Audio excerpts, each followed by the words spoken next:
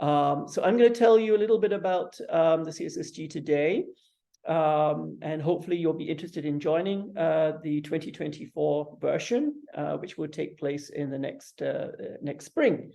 So I'm going to switch to some slides, which will help me make hopefully a relatively coherent presentation for you. I'm just going to set that up. So hopefully everybody can see the slideshow now. So the Canadian Summer School has been administered from St. Mary's since 2016, 2017, since that academic year, but the program's existed since 1973. So it's a long-established study abroad program that takes students from Canada, whether you are Canadian citizens or international students studying in Canada. We take you to Germany every year for an intensive study abroad program. And that program is worth 6 transfer credits, so 6 transfer credits from St. Mary's University now, because the program is administered by us here at St. Mary's. And the dates for next year are already in place. We will start on May the 8th, and we continue across 7 weeks until June the 26th next year.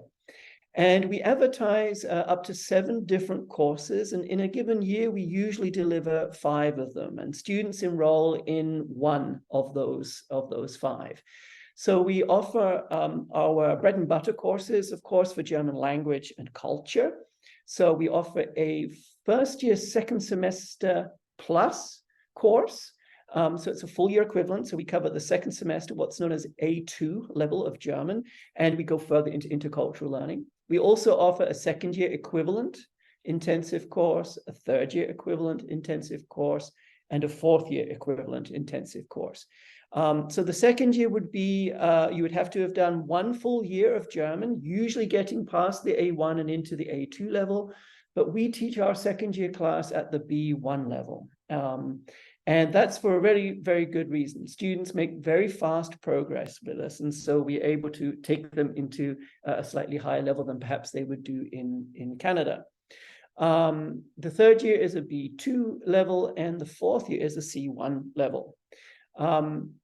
So we also advertise community service learning courses, and if you're very interested in those, I would encourage you to have a one-on-one meeting with me sometime in the next few weeks, so we can talk with you to see if that's truly appropriate for you. And we also offer a teaching German professional development course. It's a specialist course, usually for students who are in a Bachelor of Education program. So, or for students who are senior students who want to go into a Bachelor of Education program. So those are the courses that we offer, that we advertise and we offer.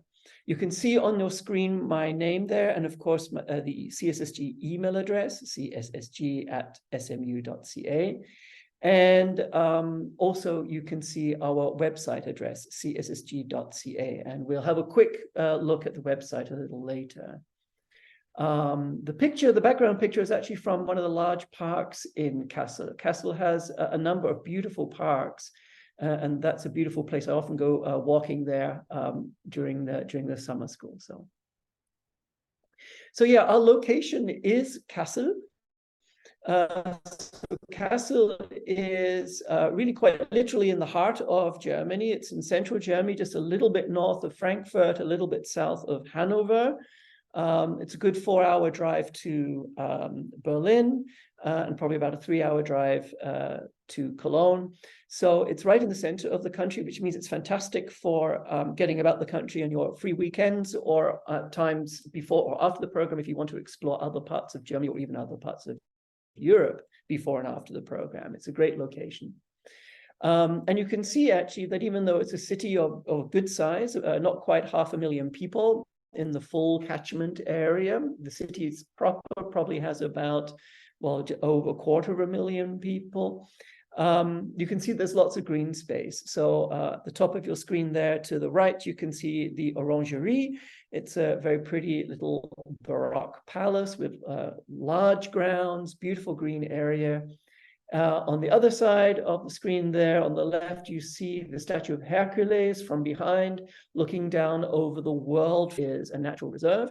It's been actually a place of important human significance since pre-Germanic times, in fact. And also, Kassel is very, very famous for the Brothers Grimm. You see the picture of the Brothers Grimm at the bottom of the screen. They weren't born in Kassel, but they lived and worked in Kassel. It's from Kassel where they collected, gathered all sorts of fairy tale stories from local population. And they also started work on the very first comprehensive German dictionary. They didn't quite finish it, but they started their work on it back then in the 19th century. You'll see a little signpost there in the corner, and that signpost for Kassel states on it Dokumente Stadt. So Dokumente is the world's largest open art fair that takes place every 4 years in the city of Kassel. And each time it takes place, there are often public installations that are left behind. So there's a lot of public art scattered around Kassel as well, thanks to Documenta. Documenta has been going since the 1950s, in fact. So it's a really great city. It's neither too big nor too small, but by which I mean it's not so large that as people who are coming from another country and who are going to be studying there for a short while, that it gets too overwhelming or it's too difficult to move around in terms of transport. But it's also not so small that it doesn't have anything to offer you. It has lots of things to offer you. It's a great city, our hub. There's very good shopping, there's good nightlife, there are nice restaurants and cafes and bars. As I've already pointed out, there's lots of green spaces as well.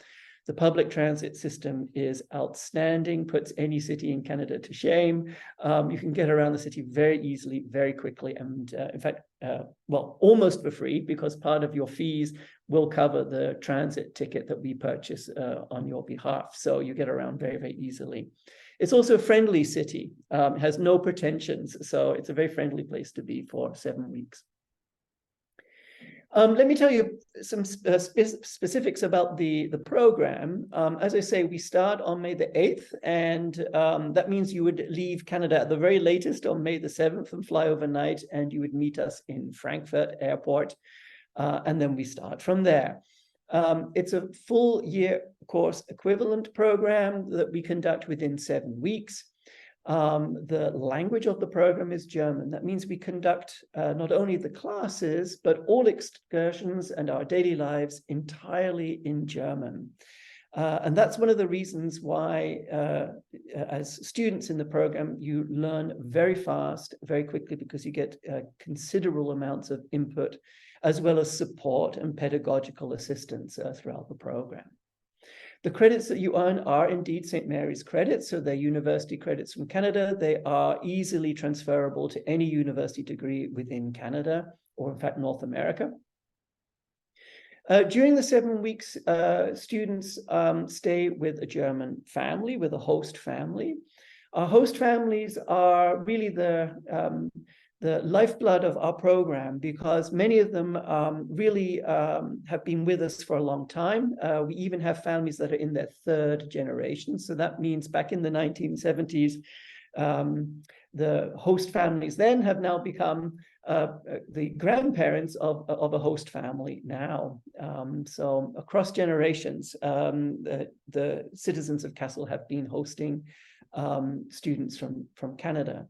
We also have brand new families every year, and we have all kinds of families in all kinds of shapes and sizes. So very quiet families, very outgoing families, very sporty families, very arts-oriented families. So when we match students, we gather information about both the family and the student, so we can make as best a match as possible, right? There are families with pets and families without pets, and so on. So. And yeah, and you learn an incredible amount about daily German culture, daily German life, of course, by living with a family. There's a cultural program, of course, and that includes excursions. So after we pick you up at Frankfurt Airport, We take you straight away to the small town not far from Kassel called Hanmünden. So we take you back in time because it's a medieval town. It's a beautiful town with Fachwerkhäuser, and it's really quite beautiful. It has two rivers that join and create a third river in the town. It's where we do the orientation. It's where you start to get used to speaking only German. It's where you get to know the students in your class and in other classes. And of course, you get to know your teaching team, so my colleagues. We also go to the city of Berlin every year for 4 days and nights. We will be going to the city of Bamberg in the northern part of the state of Bavaria. And we're adding an extra day visit, just a one-day visit to the city of Marburg this year. This is a brand new extra aspect of the program, where you'll meet students from the University of Marburg who will look after you for a day as visiting students from Canada. Other parts of the cultural program include going to a Bundesliga match, so the top flight of the German Soccer League. Now, we might be doing something very special next year because there's the Euros taking place.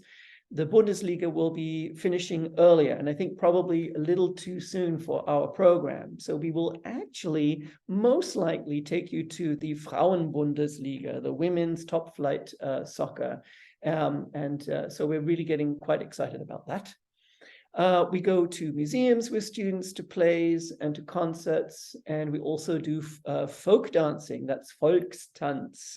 There's a local troupe that's been working with us now for, I believe, close to 20 years.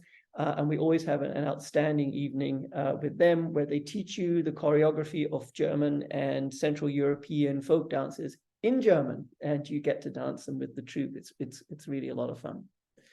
And in addition, we also organize a local university student tandem partnership. So you'll be matched with a local student who you can hang out with. So you'll get a new German friend. I'll show you there the picture, of course, here. This is actually a picture from the second year class from this year, from this spring. It's the class that I was co-teaching. And I like to show you this picture because you can see all the students are standing up and that they're actually standing back to back and interacting with one another. We make use of all best practices of pedagogy in our classes, and in particular, a lot of interactive work. So the focus is on the student, is on you and your learning. It's not, the focus is not on the teacher, but really very much on us helping to facilitate you speaking and learning and developing real German language for real daily use. The cost of the program, there are two aspects of the cost. There's a tuition fee. So the tuition fee, which is the same for everybody, there's no international student fee for this program. That is 1,986, which is the 6 credits for next spring at St. Mary's, plus there's the program fee of 3,464. And so you'd pay those two amounts in two sums. Now, I do believe that this is a large amount of money, but it is for 7 whole weeks. And I believe that this is very good value for money. So everything pretty much is included in this, except for your flight and if you have any discretionary spending. So with this cost, your textbooks and all your study materials are covered. All of your accommodation for the 7 weeks, that's all covered. So whether that's in Kassel or whether that's on the excursions I mentioned to Berlin and Bamberg, all of the cultural and social activities are paid for. That includes some receptions, as well as all of the plays and concerts and so on. You get local transit passes, not only for Kassel, but also for Berlin when you're in Berlin. And it also includes your meals such as breakfast and dinner. The only meals that are not covered is actually lunch on the weekdays, on school days. But you also get a pass from the University of Kassel so that you can access the Mensa, the university cafeteria, which is outstanding and is also very cheap. For just 2 or 3 euros, you can get a 3-course meal, and it's a very good quality. If you're a meat eater, you'd love it. If you're a vegan or a vegetarian, there's also many, many options every day for you too. So it covers everything. As I say, we do not cover airfare because students arrive from all different parts of Canada, and that's something that we require you to look after. And of course, your own personal discretionary spending if you want to buy souvenirs and so on and so on. But I'd like to emphasize here that also there's no differential fee for students, and there are scholarships available across Canada to help support you in this. There are the Global Skills Opportunities scholarships available at almost every university and college in Canada. So ask at your international office about that. There's also a scholarship at the University of Waterloo that's available not only for students from UW, but students from across Canada taking part in this program. It's called the STALK, and it is posted on, the link is posted on the CSSG website. Because also the CSSG is a full-time equivalent for the spring session, 6 credits is full-time in spring. You are also eligible for Canada student loans. And if you are interested in getting a Canada student loan to help cover the cost of this program, then of course, let me know. I can provide you with a letter of support, which you would submit with your application through your own province. It doesn't go through Nova Scotia unless you are a Nova Scotian, of course, studying in Nova Scotia. So I just want to reiterate the dates here, May the 8th to June 26th. Our application deadline is January the 31st. And I do encourage you to apply early. We already have more than a handful of applications, I'm glad to say. And we will fill up certainly by by January. So by the end of January. So get your application in. There's plenty of information on the website, and I'm just going to click on that. Hopefully this will work. And if not, I'll just close this screen and open another. Oh, I didn't want to go and look at it. Oh, maybe it is. Let's see. There we go. Let's see. And there we go. That's what our website looks like. You can see here on the side, there's information about the program, the different courses, including the syllabuses from this year. There's a calendar of the events, a cost breakdown for you, links to different scholarships and funding. You can apply down here. You can learn about a typical day from previous students and some other extra logistical information here. Lots of information on the website. Hello, Dr. Plews. I'm sorry to interrupt. I don't think that the website itself is being shared. Okay. Yeah. So you may have to switch the screen, perhaps. Yeah, so I'm going to, I did try and open it up, but it didn't come all the way through. So I'm going to now try that again.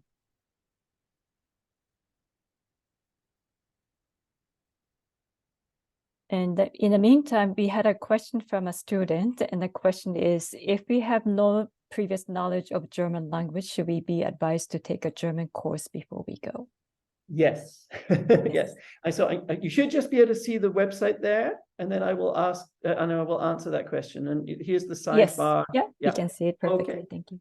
All right. So I'm going to answer that question. Yes, if you have no previous knowledge of German, then I would suggest that you take at least one semester in the next semester, so in your winter semester. That's really important because that will enable you to apply right now already, in fact, for our first year equivalent class. But if you have previous knowledge of German, so if you've done already one full year of German at university, then you would apply now to go into the second year. So you do need some knowledge of German. If you need assistance finding that class for next semester, because it's not too late, you do have time to get into German, but you're not sure how to find that class, then just send me an email and give me the details about where you're studying, and I can help you get into a class. It might be an online class, or it might be an in-person class, so that you can actually go for next spring already. Otherwise, then you'd have to do a bit of planning for, of course, thinking about 2025, but it's not too late for next spring. Okay. So there was a lot of information there. Maybe somebody has a question.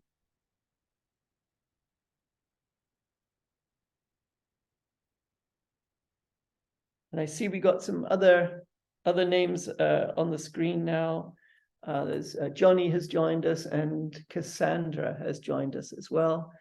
So welcome.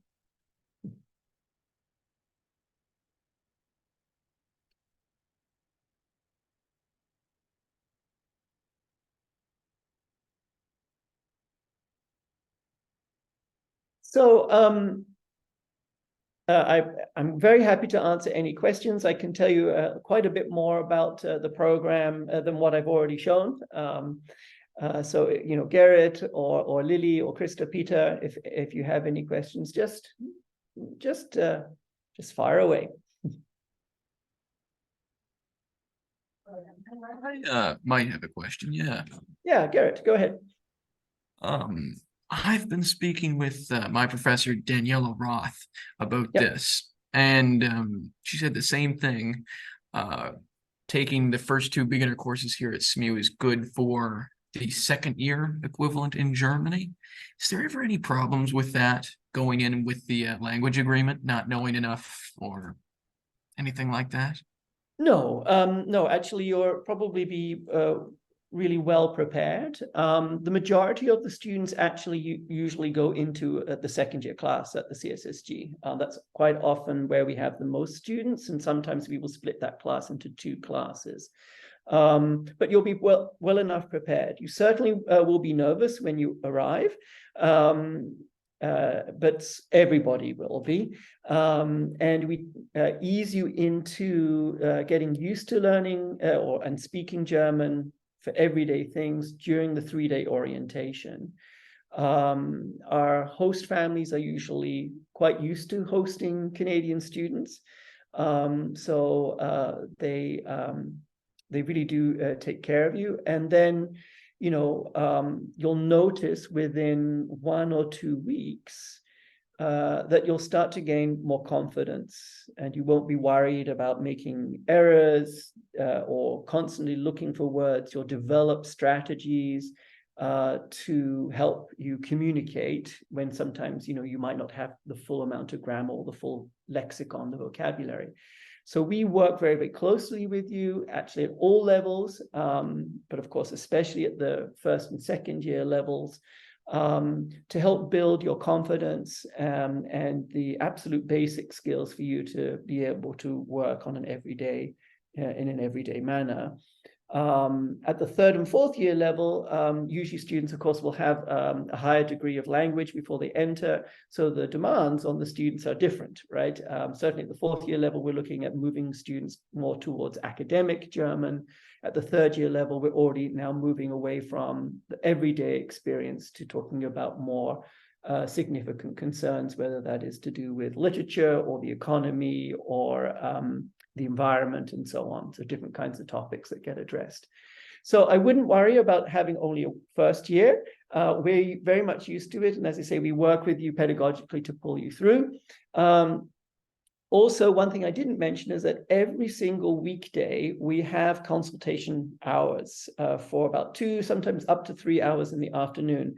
So these are based on a drop-in, and students come to us, the team, and they will have questions or go through some of their homework together with us.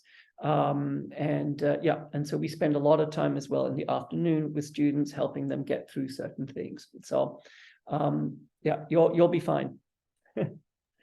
Thank you very much. Yeah, you're most welcome.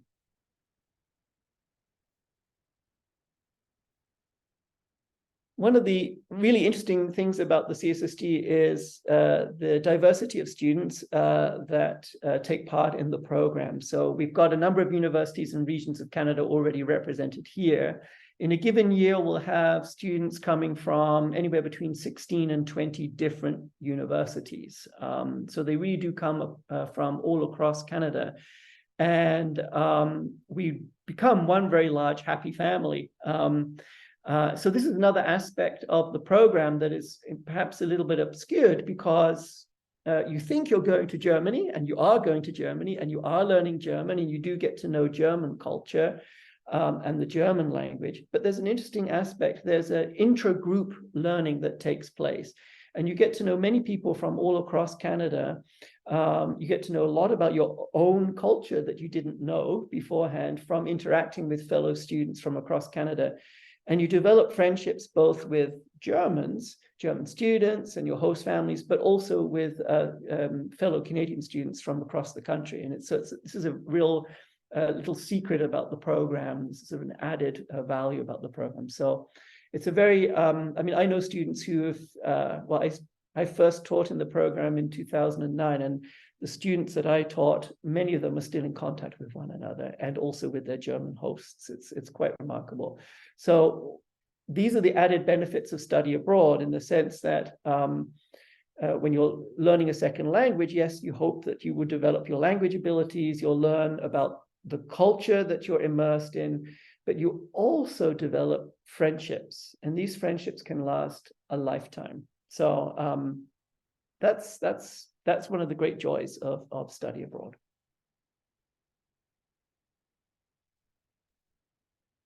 Would anyone else like to know any more about the program? Krista and Rita and Alicia, anyone with some more questions? Dr. Bluth, there's another question, two questions. One has been somewhat answered already, but the question was, what kind of courses are available to be taken at CSSG? So perhaps in addition to German language, might be interesting for the audience to know the other kinds of learning opportunities in addition to what you have already explained. Absolutely. So we have the 4 levels of language, of course. So the first year assessment is A2 level. Then second year is a B1 level. We teach at the B1 level. The third year is a B2 level, and the fourth year class is a C1 level. So moving into more academic German. The other 3 classes that we advertise, 2 of them are CSL classes, so community service learning classes, and the other is a PD class. So the German teacher PD class has 2 main components to it. One is that you will work within one of the levels. Normally the students would be like at a 3rd or 4th year level. And so you would work in half of that class, either at the language or at the cultural content side of that class. And then the other half of the course, the teacher PD course, would be working either very closely with me or one of the other main instructors to explore different pedagogical foci. So it's looking at developing classroom strategies, classroom management, learning strategies, and so on. So, or intercultural competence strategies, and so on. So we work very closely with the students in that course. And actually, the student who is enrolled in that course would choose their pedagogical focus. So if they wanted to focus on intercultural competence development, learning about that, or if they wanted to focus on classroom tasks, then we would put the focus. So we actually sort of tailor the syllabus in that course to the student. We normally would not take more than 2 students in that class because it has that private teaching aspect to it. With the community service learning courses, as I say, we have 2 types. One is actually, again, you would do half the course in either the 3rd or the 4th year, and you would either focus on the language or in the cultural content part of the course. And the other half of the course, it would be community service learning hours. The distinction between the 2 community service learning classes is that one is that you are, the community service is actually given to the CSSG itself. And for that course, we would require you to be a previous CSSG student. And in the other CSL class, the 50 community service hours would be with a community organization or perhaps even a small business, certainly some kind of institution that's local to Kassel, that's partnered with the University of Kassel. So it's a known organization that already takes service learning students from the University of Kassel.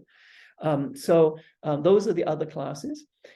So each and every single one of those classes will have language content and cultural content as well. So, and they're fully integrated. And I see that there's another question here. Is the federal funding distinguished from the federal portion of the OSAP for Ontarians? I don't know if I fully understand the question, but in terms of funding, there are different options if you're in Ontario. So certainly Ontario student loans, absolutely. And then you would apply at your home university, whether that's Toronto or Guelph, or Waterloo. And you would seek the scholarships that are available through your international office there. Okay, I'm not sure if I answered the question, Tanishq, but if you wanted to elaborate, then I'd give it another go.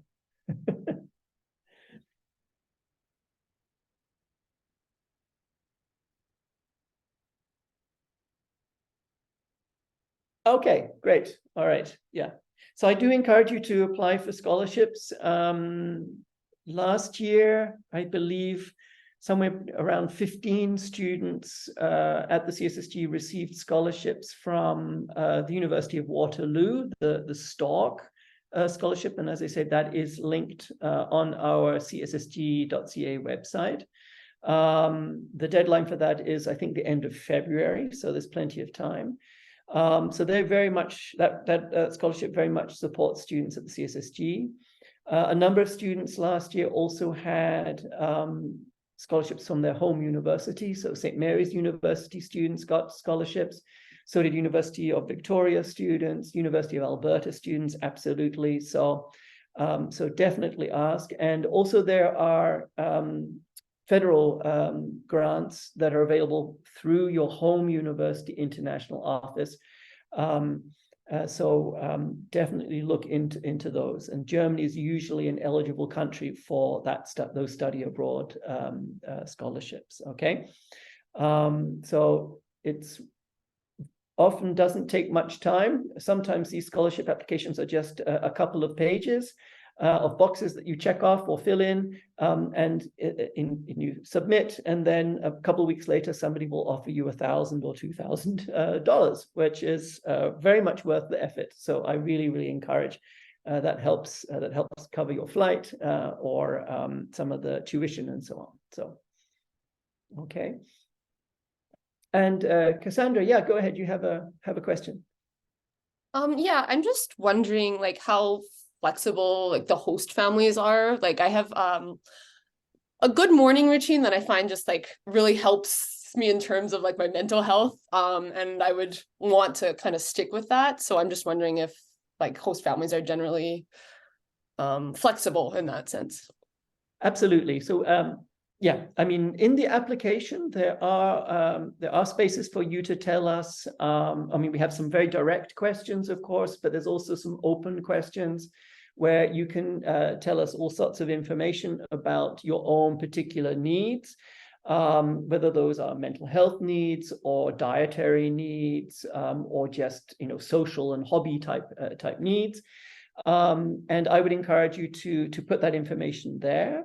You can we normally share that information with the host family, except for anything that's highly confidential, of course, which should remain just between me and the student applicant. But then we would work. We know our host families well, and sometimes extremely well, and so we would find a family that would be a good match for you. So. Yeah, so we'll figure that out. Absolutely. We spend a lot of time doing the matching. In a given year, we'll have 40 to 50 students taking part in the program. So it can take me about 3 or 4 days to do the family matching. And it's because we look at exactly these kind of things, Cassandra, that you mentioned. The student might have a particular mental health need, where they need to be in a particular kind of environment at a certain part of the day. So we will look at that, and we will look at which families match that. We look at, there are some students, we have a question whether students prefer to be in a family where there are small children, or whether they'd rather be in a family where there are teenagers, or whether they'd be rather in a family where it's just, a single parent or just a single couple, without children. And so we pay attention to that, or if very often we have students who need to be able to play a musical instrument, or students who have particular spiritual needs. They might be a church-going student, and so on. So, we would look to match as best as we can with an appropriate family. And we really work hard on that. Okay. And so, yeah, in the application, just provide as much information. It is confidential with me, and then we go from there, Yeah. So.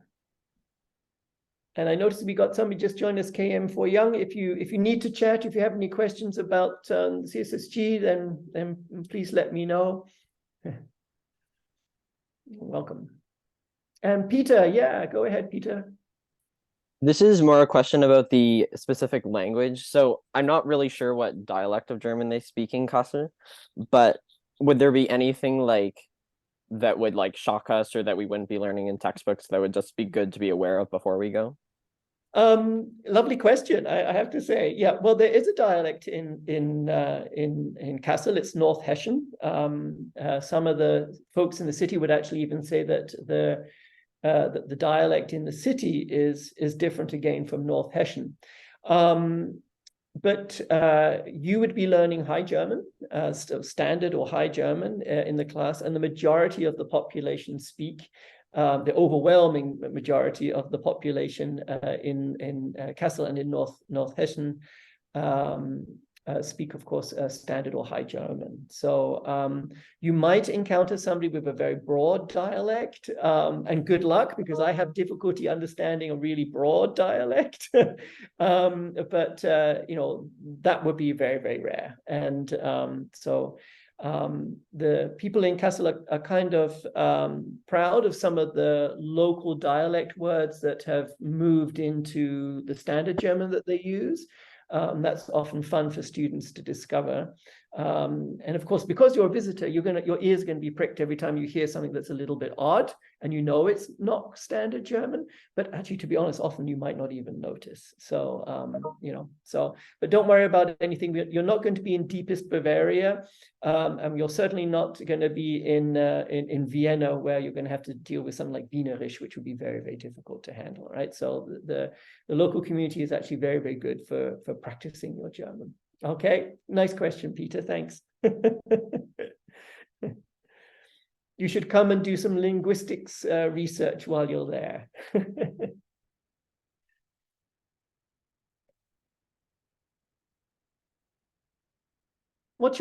Just a comment about the language, actually, is a nice thing, is that in Kassel, most people still speak quite a formal German, so you'll still get a formal address. But each year, more and more of us notice that when we take students to Berlin, that a lot of people in Berlin are dropping that formal aspect with visitors and strangers. So that's also very, very curious, just to point that out to you. So language is shifting all the time. Okay. And I see the Waterloo Center's joined us. Hello, hello.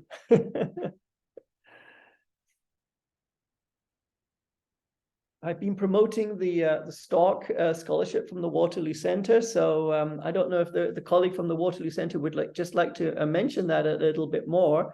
That would be great if you could.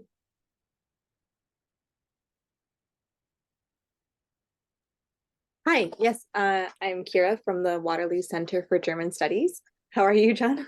I'm great. Hi, Kira. Fantastic. No, I just quickly, how long will this meeting be going on for? I just had a student inquire about the program, so I quickly sent them the link. So I'm hoping that they still have time to join. I'm here for another 15 minutes, but I can stay longer as well if there are specific questions, and I can repeat the presentation quickly for an individual student if that's necessary. I'm happy to do that, absolutely. So. Okay, that's great. We'll see if they end up joining. But yeah, so I'm from the Waterloo Center for German Studies. We are a research institute out of the University of Waterloo in Ontario. And we have a few scholarship opportunities for students who would like to travel abroad, one of which is the Stork Awards in German Studies. So anyone, undergraduate or graduate students, can apply for this award. We typically send emails out in January to universities across Canada promoting this. So professors should be receiving that and then relaying the information to sort of whoever's interested. But we do have information on our website, which is wcgs.ca, and you can find more information there about it. Awards are valued from $500 to $1,500, so it's a really great opportunity. Thanks. Oh, thank you. And I just want to echo that I think last year, somewhere in the region of 15 students were awarded. There was one year where we had even as many as 18 students who were taking part at the CSSG who were given awards from the Waterloo Center. So I really encourage you all to think about applying there. Deadline is the end of February sometime, or maybe even early March. And you can see the link in the chat. I see a question there for the PD course. You mentioned that you only accept a couple of applicants. Is normally quite competitive. No, it's not. No, it's not, because there aren't that many people who are studying German with the absolute intention of becoming teachers of German, So normally we can accommodate the applicants for that course. So Cassandra, if you're interested in that, send me an email at some point, because then we can talk very specifically about what your interests are and what level of German you already have. There's usually a little bit of extra planning on our part, on our side for that course, but otherwise the application process is the same as for everybody else. So, and no, it's not especially competitive at all. So I don't think I've ever had to turn anybody down who wanted to take that course. Okay. Though, as I did say earlier, we would normally only take 2. I could probably take a third person, but 2 is usually best because we work quite intensively with you. Okay. Okay. I just would like to ask actually Cassandra and Johnny, because I had a chance to chat with other people right at the beginning. I was curious about where you're located. So Cassandra, where are you located in Canada right now? I'm in Calgary. Oh, you're in Calgary. Oh, great. Oh, I worked at the University of Calgary teaching German many years ago. Yeah. At the very beginning of this century. So, yep, I was there for just shy of 2 years. So, yeah, great place. And Johnny, where are you based? Guelph, Ontario. Oh, Guelph, wonderful. Okay, so we usually have a small bunch of students from Guelph who come on our program, so I hope you'll be able to come. Okay. If there's anything anyone needs me to repeat, or if you have any last minute questions, just fire away. Big or small, it doesn't matter. You can also contact me on the CSSG at smu.ca email address, which is, you can find that also on the website. And if for some reason you can't find that, just ask your German professor, your German instructor. They can get my email address to you, and you can contact me that way with a question. One thing about the application process is that I do encourage you to apply relatively early, because there are a number of steps. You apply, if you're not a St. Mary's student, you have to also apply to St. Mary's to be a visiting student for the spring session. And then you also, of course, apply to the CSSG program itself. So there's 2 applications that you have to think about. Neither of them are difficult, but you just have to get organized. So we can help you get organized about that. Okay. All right. So you're welcome, Hania. You're welcome. So thank you very much, everybody. I really look forward to receiving some applications from you, or just questions by email. I check my CSSG email every day, pretty much, and so you'll get a response pretty quickly if you have any more questions. Please apply. Encourage one of your classmates to apply. The more, the merrier. and we'll have an excellent time in Germany, exploring the German language, but also German culture, whether that's pop music, architecture, memorial sites, movies, or good German food. We'll be exploring it next year, hopefully with you. Okay. All right. So vielen Dank. You're welcome, Suzanne. I'd love to see you in Germany. Looking forward to meeting you at Frankfurt Airport. Okay. Bitte schön, Peter, bitte schön.